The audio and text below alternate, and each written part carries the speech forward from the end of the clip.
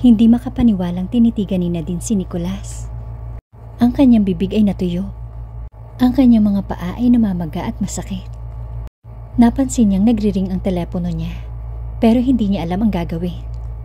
Bahagyang nanigas ang katawan niya. Ayaw niyang sirain ang sandaling ito. Gusto niyang patuloy na magsalita si Nicolas. Gusto niyang ipaliwanag nito ang sinabi.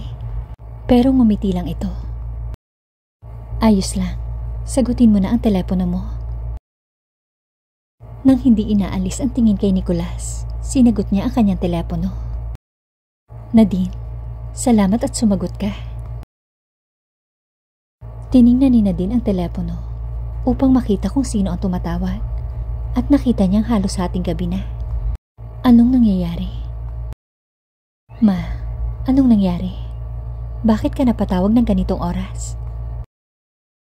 Anak, walang nangyari. Nandito kami ngayon sa Manila, dito sa terminal. Ang lamig ay gumapang sa gulugod ni Nadine at ang kulay ng mukha niya ay nawala. Ano? Hindi niya sinasadyang mapasigaw, ngunit nagawa niya. Hindi pwedeng mangyari ito. Anak, gusto ka naming sorpresahin. Sobra ka na naming namimiss dahil hindi ka na umuwi. Mas maaga sana kaming makakarating, ngunit na-delay ang biyahe. Salamat at gising ka pa. Pero paano si Papa? Mabuti na ang Papa mo, pero hindi siya nakarating. Nasa bahay siya ng tito mo, pero mamaya na natin pag-usapan. Anak, maaari mo ba kaming sunduin? Hindi na kami makapaghintay na makita ka. Siyempre naman, Ma. Sinabi sa kanya ng kanyang ina kung saan sila naghihintay ng kapatid niya. At sinabi niya dito na pupunta siya doon sa lalong madaling panahon. Pagkatapos niyang ibaba ang tawag, tinakpan niya ang mukha niya gamit ang kanyang mga kamay. Ito ay hindi maaaring mangyari. Bulong niya sa kanyang sarili. Napatingin si Nadine sa kanyang tiyan. Paano niya ito itatago? Ang kanyang tiyan ay hindi na maitatago. Anong sasabihin niya sa kanyang ina? Diyos ko, bakit nangyari ito ngayon? Ito ang pinakamasamang timing kailanman. Hindi na malaya ni Nadine na tumatakbo na pala siya. Hanggang sa hinawakan ni Nicolas ang kanyang braso at pinigilan. Nadine, anong nangyayari? Ang mama ko, nandito siya. Sabi niya sabay tingin kay Nicolas. Nagpapasundo siya sa akin ngayon sa terminal. Kumunot ang noo ni Nicolas. Hindi mo ba alam na darating siya? Hindi ko alam, Nicolas. Ano ang sasabihin ko sa kanya? Huminga ng malalim si Nicolas. Makinig ka. Susunduin natin sila, okay? Sabi ni Nicolas at kinuha ang kamay ni Nadine. Sa lahat ng sinabi sa kanya ni Nicolas, nakalimutan niyang nasa kasal pala sila ni Elizabeth. Inakay siya ni Nicolas papunta sa kotse at nanatili silang tahimik habang nagmamaneho ito. Ang isip ni Nadine ay tumatakbo ng mabilis habang sinusubukan niyang isipin kung ano ang sasabihin ng kanyang ina. Suot niya ang jacket ni Nicolas at malaki ito sa kanya. Ibinutones niya iyon upang matakpan ang kanyang sarili. Ayaw niyang iyon ang unang mapansin ng kanyang ina. Gusto niya munang magpaliwanag. Pwede niyang sabihin dito na nabuntis siya ng kanyang boyfriend. Pero nakakasiguro siya.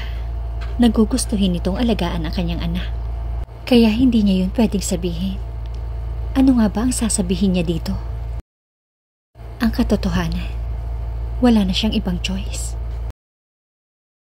Nagsimulang pagpawisan ang kanyang mga kamay habang papalapit na sila ni Nicolas sa terminal. Kumakabog ang kanyang dibdib at nanunuyo ang kanyang lalamunan. Ang kanyang mga mata ay nag-aapoy sa hindi maalis na luha. Nagpark si Nicolas sa tabi ng sidewalk. Tumingin siya sa bintana at nakita niyang may mga naglalakad na tao. Ang iba ay sumasakay ng taxi at ang iba ay gumagamit ng telepono. Nadine, Lumingon siya kay Nicholas. Mukha itong nag-aalala. Kinakabahan din siya at natatakot. Hindi niya alam kung ano ang kanyang gagawin. You need to calm down. Magiging okay din ang lahat. Tumango si Nadine at huminga ng malalim. Kumalma ka lang at magtiwala ka sa akin, okay? Muling tumango si Nadine. Alam niyang hindi ito mabuti para sa sanggol. Hinawakan ni Nicholas ang kanyang pisngi. Tinitigan siya nito sa mga mata. At inakala niyang hahalikan siya nito sa labi. Ngunit sa halip ay hinalikan siya nito sa noo. Hinila ni Nicholas ang kanyang kamay. Halika, hanapin na natin sila. Sabi nito at bumaba ng sasakyan. Nanatiling nakaupo si Nadine at hindi makagalaw. Ramdam pa rin niya ang pananabik sa mga halik nito. Binuksan ni Nicholas ang pinto at inilahad ang kamay sa kanya. Nang nasa labas na sila, tumingin si Nadine sa paligid at bigla siyang nakaramdam ng pagod. Halos hindi makafocus ang kanyang mga mata at pakiramdam niya ay hihimatayin siya. Ipinatong ni Nicholas ang kamay sa ibaba ng likod niya. Halos binabasa nito ang kanyang isip. Nang sandaling iyon, nakita niya ang kanyang ina at ang kanyang kapatid na babae. Nangilid ang kanyang mga luha nang makita niya ang kanyang ina. Ibang-iba ang hitsura nito. Mas tumanda. Ang kanyang ina ay mas maliit kesa sa kanya, na may mahabang kulot na buhok. Lumingon ito at tumingin sa kanya, at naramdaman niya ang titig nito. Ngumiti si Nadine at kinuha ang mga maleta, at tumakbo palapit sa kanya ang kanyang kapatid. Ate. Hindi napigilan ni Nadine ang mapaiyak. Inakbayan niya ang kanyang mama at niyakap ng mahigpit. Dumikit ang kanyang tiyan dito. At napagtanto niya kung gaano siya katanga. Naisipin na itago ang kanyang pagbubuntis dito. Bahagyang lumayo ang kanyang ina at tumingin sa kanya. Buntis ka. Nagtatakang sabi nito bago muling yumakap sa kanya.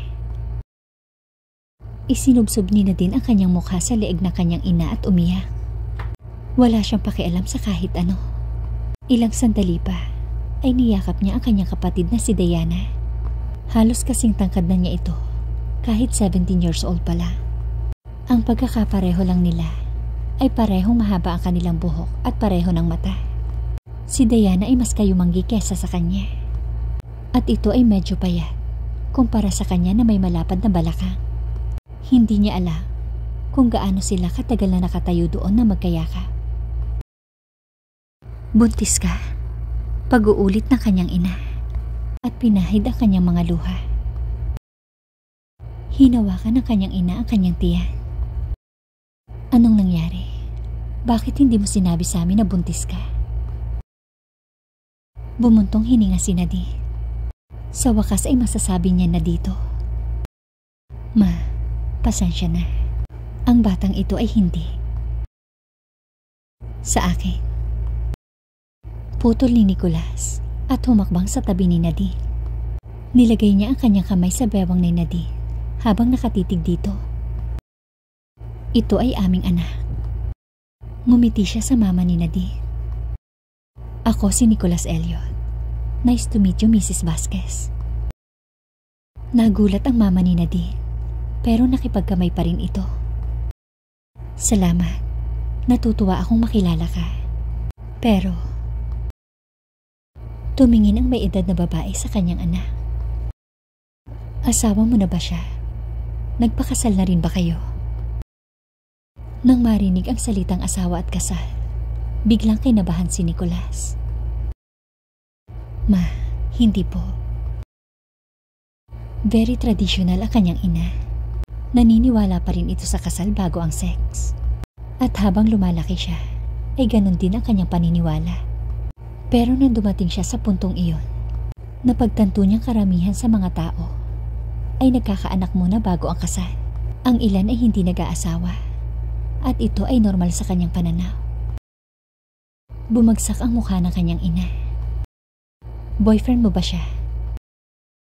Tumingin si Nadine kay Nicholas at tumango ito. Opo, Boyfriend ko siya. Sabi niya at tumalikod sa kanyang mama. Nagsama kami at nabuntis ako. Pag-usapan na lang natin ito bukas. Gabi na at pagod na ako. Sabi ni Nadine bago pa makapagsalita ang kanyang ina. Nagsimula silang maglakad papunta sa kotse. Bakit ang ganda ng suot mo? Kasal ngayon ni Elizabeth at ako ang kanyang maid of honor. Pasensya na kung kinailangan yung umalis sa kasal. Okay lang yun, ma. Hindi rin ako mapapakali hanggat hindi ko kayo nasusundo. Sumakay sila sa kotse. Ipinatong ni Diana ang kanyang ulo sa balikat ng kanyang ina at agad na nakatulog. Biglang nakaramdam ng sobrang pagod si Nadine at hindi na inalala kung ano ang mangyayari pagdating nila sa bahay o sa umaga kapag nagtanong ang kanyang ina. Ipinikit niya ang kanyang mga mata.